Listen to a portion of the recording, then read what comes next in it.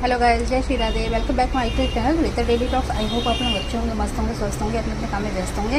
तो मैं बना रही हूँ मूंगफली की चटनी। तो मूंगफली के दाने, अमिया, हरी मिर्च, अदरक, लहसुन, गोला, नमक, कड़ी पत्ता।